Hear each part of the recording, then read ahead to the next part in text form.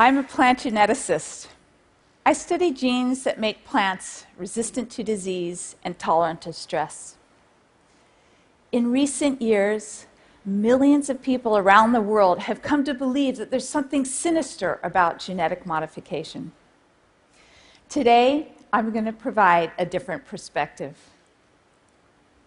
First, let me introduce my husband, Raul. He's an organic farmer. On his farm, he plants a variety of different crops. This is one of the many ecological farming practices he uses to keep his farm healthy. Imagine some of the reactions we get. Really?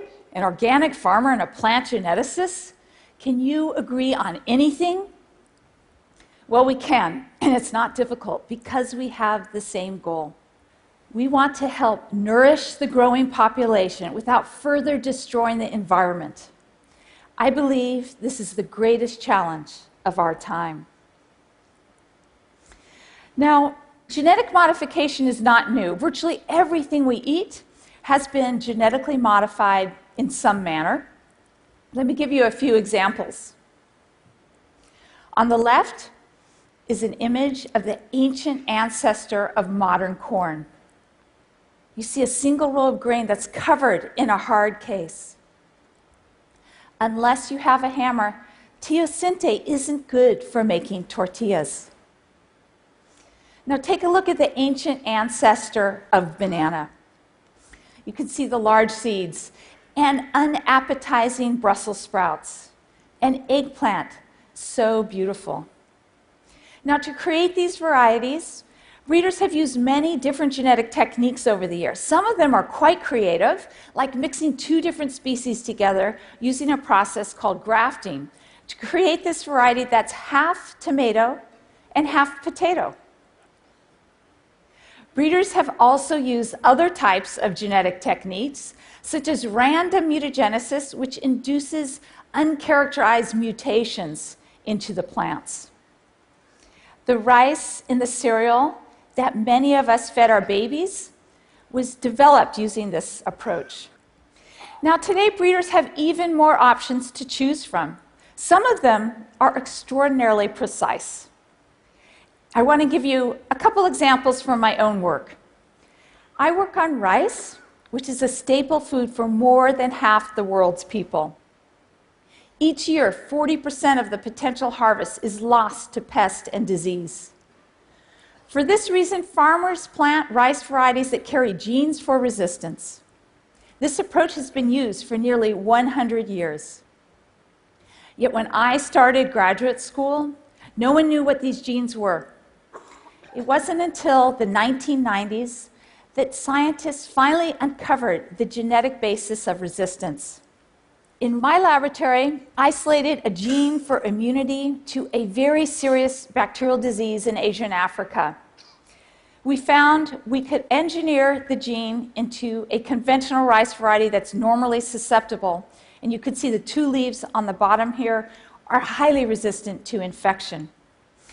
Now, the same month that my laboratory published our discovery on the rice immunity gene, my friend and colleague Dave McKill stopped by my office. He said, 70 million rice farmers are having trouble growing rice. That's because their fields are flooded, and these rice farmers are living on less than $2 a day. Although rice grows well in standing water, most rice varieties will die if they're submerged for more than 3 days. Flooding is expected to be increasingly problematic as the climate changes. He told me that his graduate student, Kenong Shu, and himself were studying an ancient variety of rice that had an amazing property. It could withstand 2 weeks of complete submergence. He asked if I would be willing to help them isolate this gene. I said yes. I was very excited because I knew if we were successful, we could potentially help millions of farmers grow rice even when their fields were flooded. Kenong spent 10 years looking for this gene. Then one day he said, "Come look at this experiment. You've got to see it."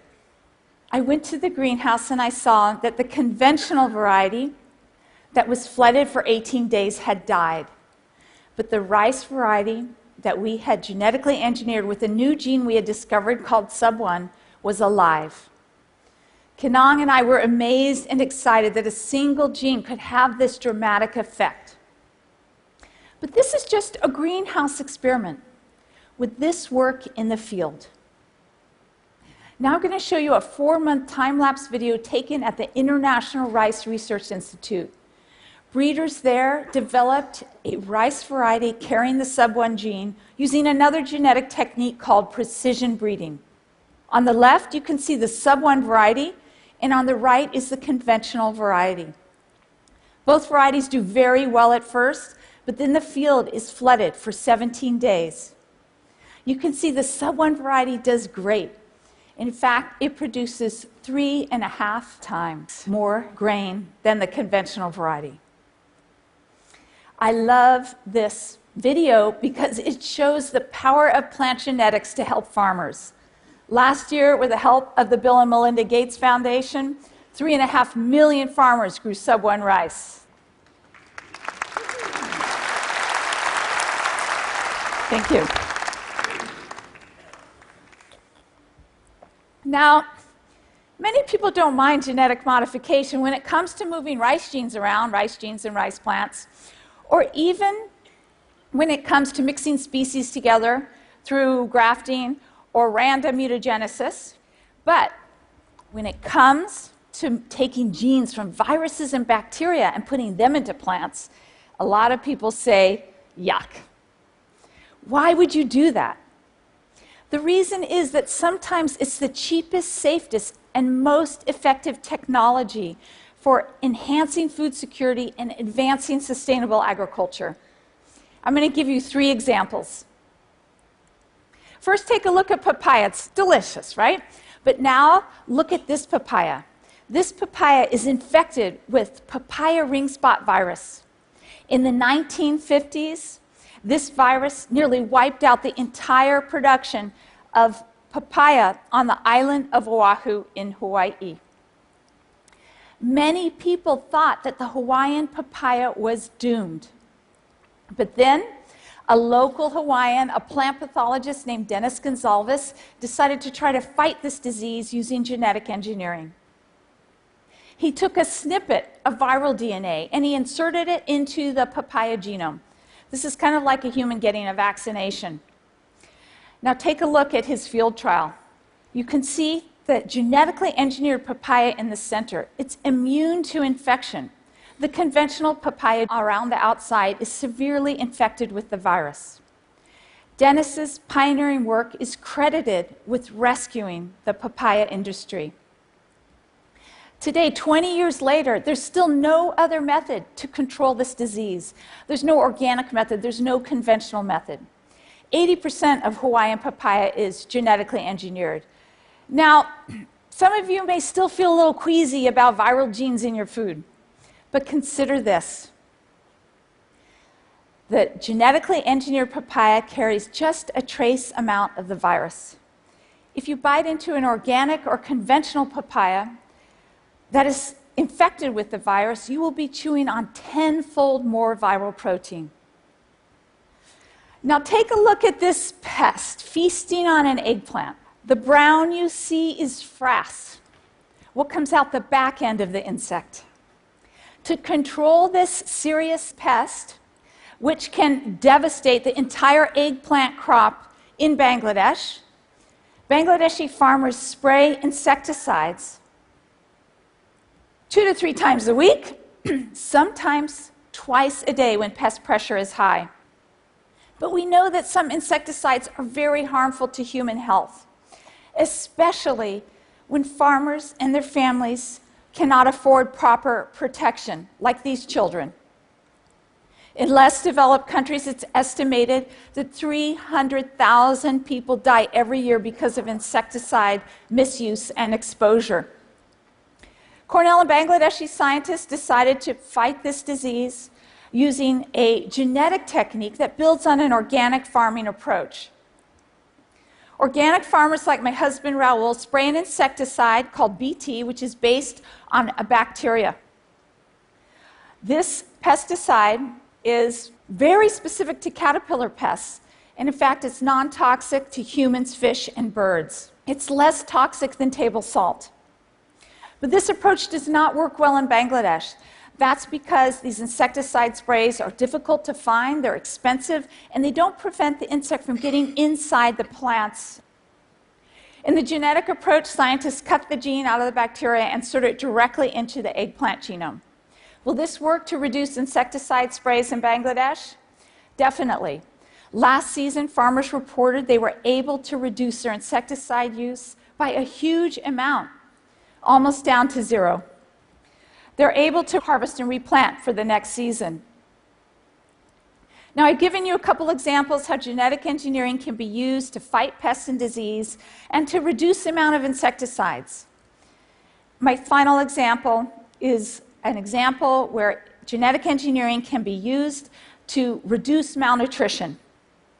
In less developed countries, 500,000 children go blind every year because of lack of vitamin A.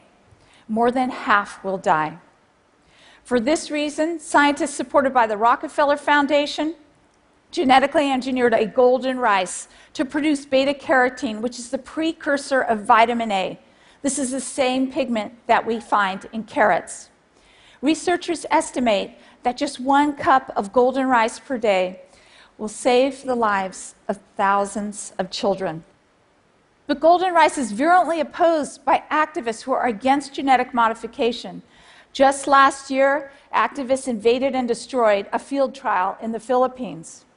When I heard about the destruction, I wondered if they knew that they were destroying much more than a scientific research project, that they were destroying medicines that children desperately needed to save their sight and their lives. Some of my friends and family still worry, how do you know genes in the food are safe to eat? I explained that genetic engineering, the process of moving genes between species, has been used for more than 40 years in wines, in medicine, in plants, in cheeses. In all that time, there hasn't been a single case of harm to human health or the environment. But I say, look, I'm not asking you to believe me. Science is not a belief system. My opinion doesn't matter. Let's look at the evidence. After 20 years of careful study and rigorous peer review by thousands of independent scientists, every major scientific organization in the world has concluded that the crops currently on the market are safe to eat, and that the process of genetic engineering is no more risky than older methods of genetic modification. These are precisely the same organizations that most of us trust when it comes to other important scientific issues, such as global climate change or the safety of vaccines. Raoul and I believe that instead of worrying about the genes in our food, we must focus on how we can help children grow up healthy. We must ask if farmers and rural communities can thrive and if everyone can afford the food. We must try to minimize environmental degradation. What scares me most about the loud arguments and misinformation about plant genetics is that the poorest people who most need the technology may be denied access because of the vague fears and prejudices of those who have enough to eat. We have a huge challenge in front of us. Let's celebrate scientific innovation and use it. It's our responsibility to do everything we can to help alleviate human suffering and safeguard the environment. Thank you. Thank you. Powerfully argued.